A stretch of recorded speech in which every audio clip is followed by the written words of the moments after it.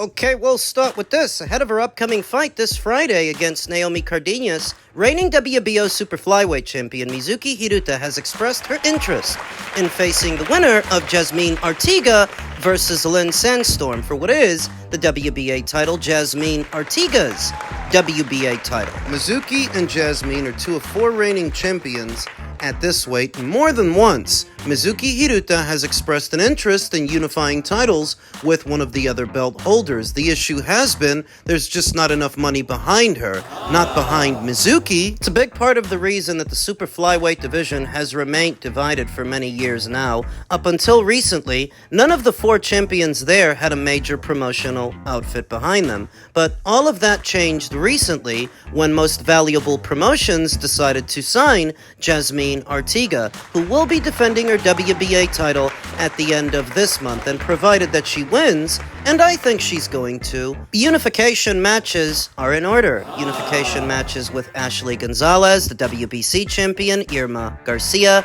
the IBF champion, and of course, the aforementioned Mizuki Hiruta. I happen to give Mizuki very good odds against either Jasmine Artiga or Lynn Sandstorm. Whoever wins the fight between them. In fact, the girl she's about to fight, I think, is more of a threat to Mizuki than they are. All Mizuki has to do is make it past Naomi Cardenas this Friday. She's all set.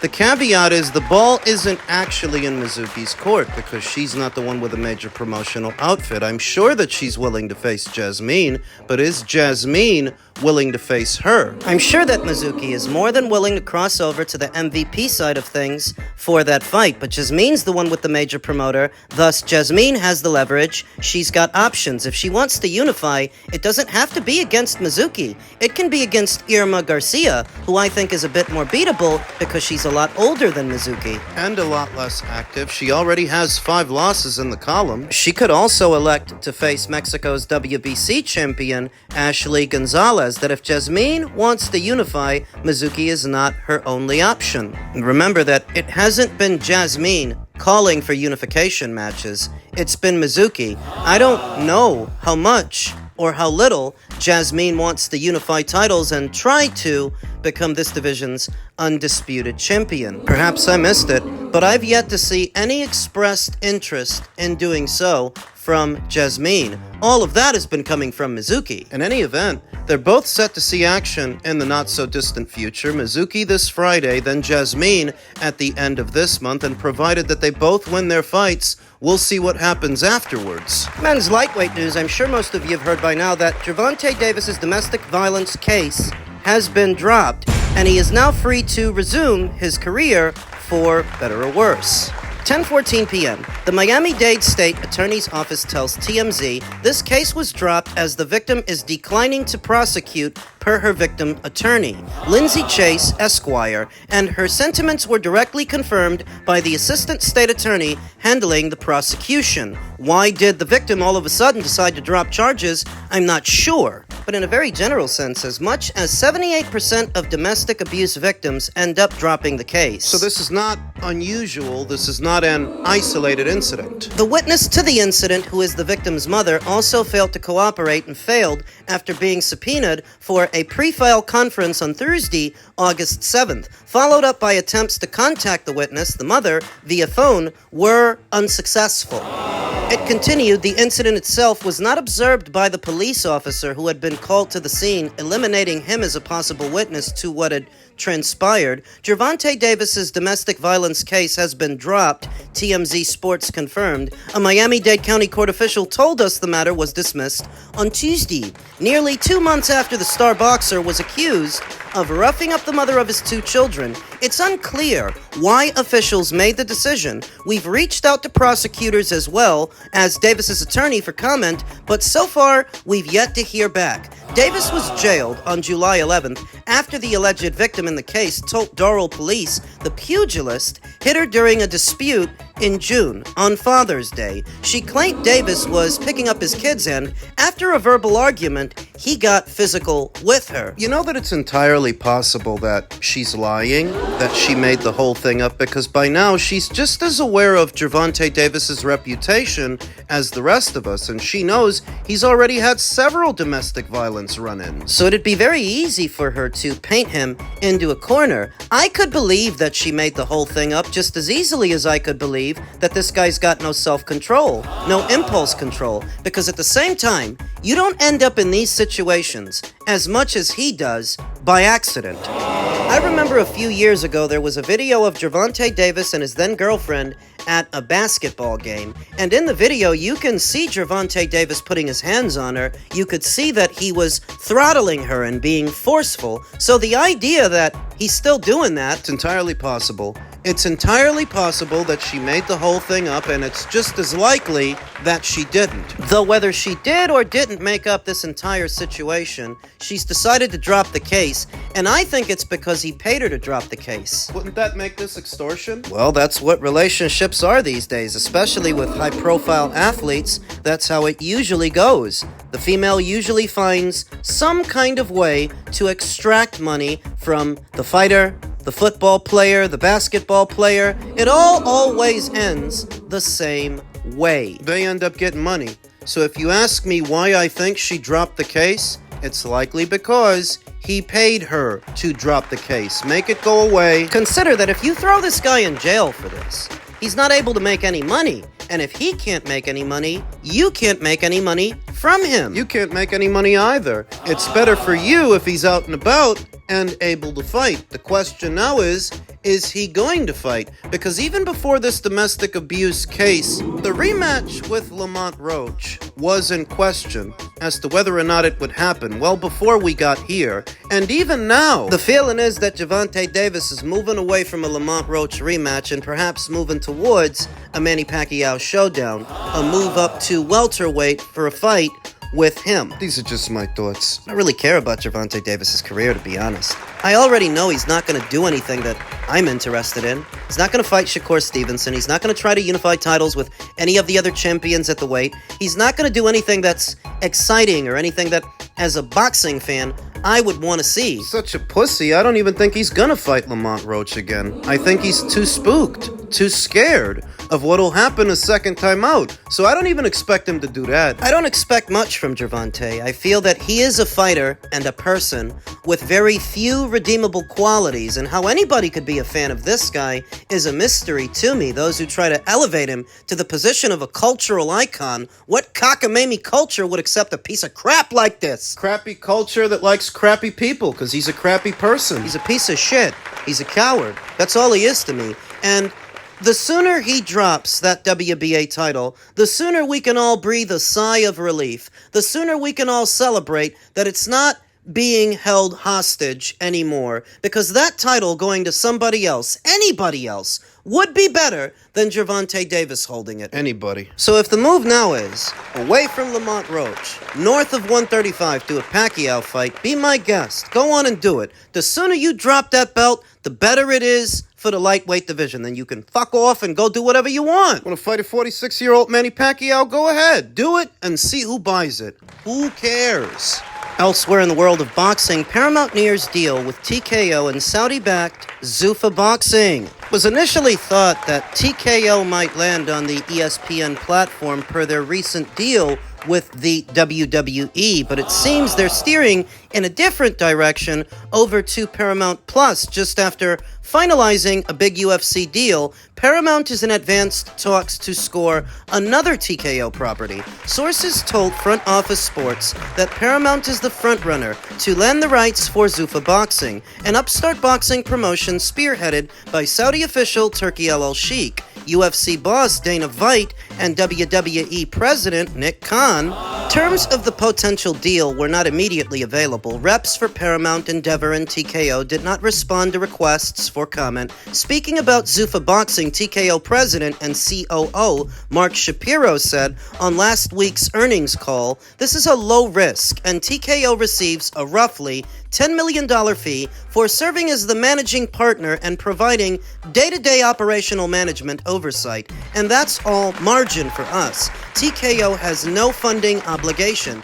TKO and Zuffa will also promote 2 to 3 super fights per year with the Saudis, such as the upcoming Canelo Alvarez versus Terence Crawford match that will air on Netflix on September 13th. Shapiro said on the earnings call, again, "No risk to us on that deal. We get a fee to promote it. Each one of these super fights, we get a fee to negotiate the media rights for each fight, which IMG does," Shapiro said. "So another reason we're strong and proud that we brought IMG into the fold of our flywheel. We get a fee for on location to sell hospitality packages, and we will put Zuffa Boxing fighters on the undercards of each of these super fights. We expect to net, on average, another $10 million for every super fight we manage and promote."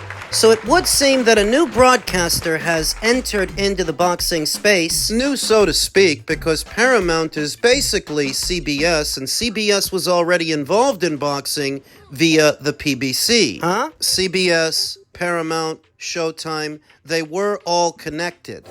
Except that now, instead of airing PBC shows, they're going to be airing TKO Boxing, Zuffa Boxing shows instead, which comparatively cost a lot less due to the insulated nature of TKO, that it's basically a biosphere. You may be thinking to yourself, if Paramount were interested in airing boxing matches, then why didn't they just bring PBC over back in 2023? Why did they get the axe? Well, it's because they were doing a piss-poor job. That's the short answer. That's the short version. It's already understood that the kind of fighters you can expect to see at TKO aren't the most expensive, they aren't the biggest names, and thus they don't cost as much as somebody else. That if Paramount is all of a sudden interested in doing boxing again, it's because TKO is more cost feasible than PBC was. They burned a lot of money with the PBC. For a long time. Sort of a slap in the face when you think about it, that Paramount was interested in airing more boxing,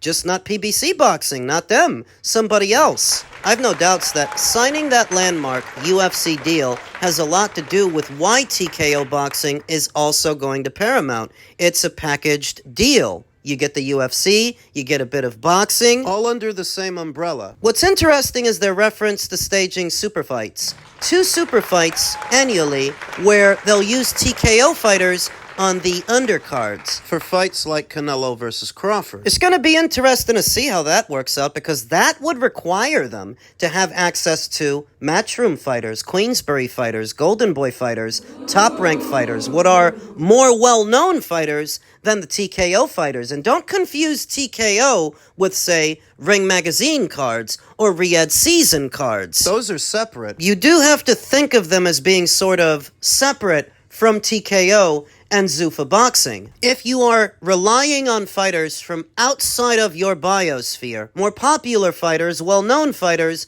than your fighters, to some degree that's going to require you to have a relationship with promoters outside of your bubble. And who's to say that those promotional outfits will allow you access to their top-shelf fighters to fight on your side of the street? I'm assuming it's going to cost you a lot of money, the kind of money that Turkey's been kicking out. But isn't Turkey involved in this thing? He is, but so is Dana White. So is Nick Khan. It is a bit different than what we've been seeing so far. They are entering the boxing space at a very opportune time when PBC's really not what it used to be, and they're not doing as many shows as they used to. You could say the same thing about Top Rank right now. They're between broadcasters. Bob Arum said when they come back, they could come back with as many as 2 to 3 new broadcast partners, with even more fight dates than before. And we'll see if he makes good on that promise, because if they can't, there is going to be a void left to fill within the American boxing space, and TKO can help to fill that void with their unique brand of boxing. There's going to be a vacancy left behind because PBC doesn't do as many shows as they used to. We don't know with any certainty what's going to happen with Top Rank, and thus, TKO is emerging in the sport at a very opportune time to do so. Boots Ennis. He's taking on little-known Usma Lima, but I can hear him right now. Boots is fighting who? His whole career is a tune-up, and now another one at 154. It just seems like Boots, I don't know if it's him, his team, Eddie, they really like to play the game. And by playing the game, I mean just going with mandatories and fighting your, not giving up belts. And they chose this guy because it's a WBA eliminator. So after this, does that put him in with a legit guy at 154? Is that the move? Is that how they kind of market this? I don't necessarily disagree with Dan Canistota's evaluation of Boots' career so far, so much as the timing that Boots hasn't really been with Matchroom all that long. Let's call it a year and a half. About a year and a half and 3 fights. David Ebenezian, the Karen Chukadzian rematch, and the Amontis Stenionis unification. He ain't been over there all that long, and it just feels like they waited good up until he got over there to finally start criticizing him, when you could have said this about Boots while he was at Showtime, while he was on the same side of the street as Danny Garcia, Keith Thurman, Sean Porter, Yordanis Ugas, Mario Barrios, Amontis Stenionis, Radzav Butaev.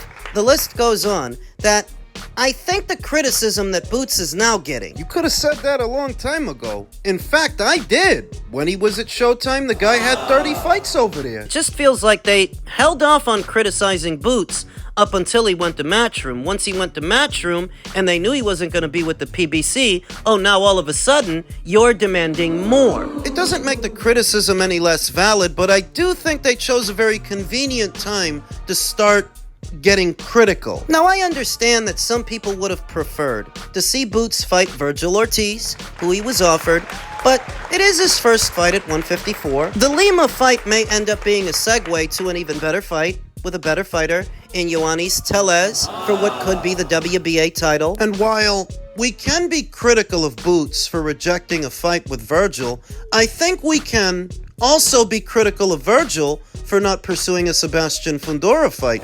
Virgil's been interim champion for about a year now, and I don't see any effort from them to get a champion in the ring, Sebastian or otherwise. That some of the same things you can criticize Boots for, I think you can criticize Virgil for. It's not one way. Maybe it's because my expectations for Boots were not as high as some others that I'm not up in arms about this when he doesn't fight a killer right away in his very first fight at junior middle, because I never expected him to. When he doesn't, I'm not upset. I'm not angry, because I didn't think that's what was going to happen. I'm choosing to give him a little bit more grace than his critics right now. But it's mostly because my expectations of him weren't that high to begin with.